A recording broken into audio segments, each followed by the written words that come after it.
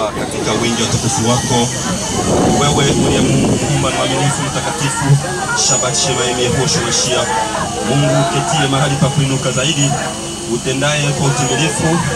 Baba, hakuna la kulaumu machoni pako, maana ni wewe utendaye kuanzia mwanzo na mpaka huduma zote. Ni wewe msimamizi mwema.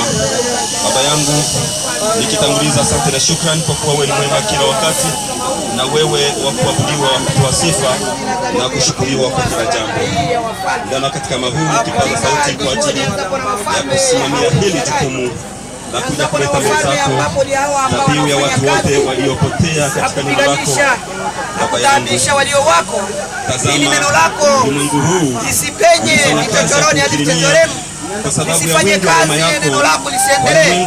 Walifanya mengi yasiyopendeza na ni wewe mwenyewe unyosha mkono wa kuume, mkono wa uweza, ifanye kazi kwa kupiga na kupiga.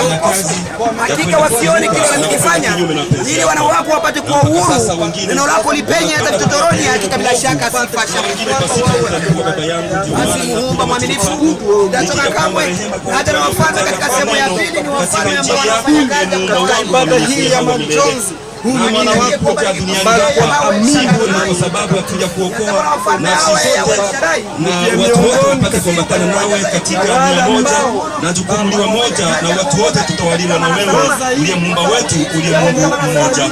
Basi kwa sababu ya ulimwengu huu, yule mwovu kama unavyomtambua wewe mwenyewe alifanya kazi ya kugeuka mapato yako, na ndivyo anavyokwenda kufanya kazi ya kugeuza watu mioyo yao na kuivunja ili wapate kumtukuza yeye. Kwa sababu hiyo nikiomba rehema kwa ajili ya wote waliopotea katika neno hili, Baba yangu, nikiomba, maana ulikuja kwa sababu ya dunia nzima kuiokoa, lakini wengi kwa sababu ya kutekwa na yule mwovu, na mpaka sasa bado wanazidi kuzamilia pale pasipo pema, pale palipo papotofu. Hivyo basi naomba ule mkono wa rehema uliofanya kazi ya kushuka kwa kuja kukomboa dunia hii, Yehoshua Mashiach, Baba usichoke, zidi kutenda kazi ya kuzama ndani ya mioyo ya wote waliopotea. Wengine wanakwenda kuabudu Mungu wasiomtambua, lakini kwa sababu ya wingi wa rehema yako ninaomba Mfalme upate kuwarejesha ili wapate kuambatana na jumuiya yako takatifu. Ninaamini watapokwenda kupokea wokovu wako Yehoshua Mashiach, na neno hili litapokwenda kufanya kazi ya kusafisha mioyo yao, naamini dunia nzima itakwenda kuzama katika utimilifu wako.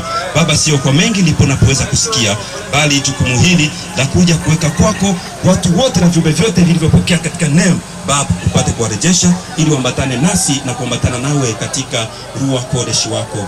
Amina.